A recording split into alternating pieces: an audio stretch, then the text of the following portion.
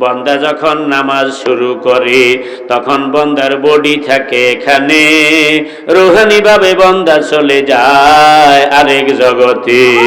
আল্লাহ রাব্বুল আলামিনের সঙ্গে মিশে যায়, আল্লাহর সঙ্গে তার কথা শুরু হইয়া যায়।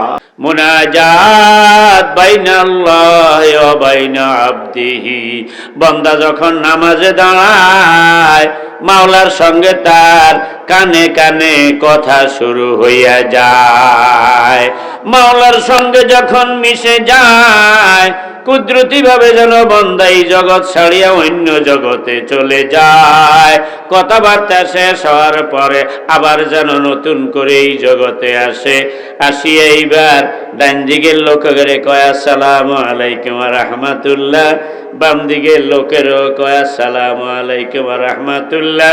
তার মানে বাইরে এতক্ষণ আমার বডিটা এখানে ছিল, কিন্তু আমি যে মাওলার প্রেম সাগরে ডুব দিয়েছি তখন আমি রুহানি ভাবে এই জগতে ছিলাম না।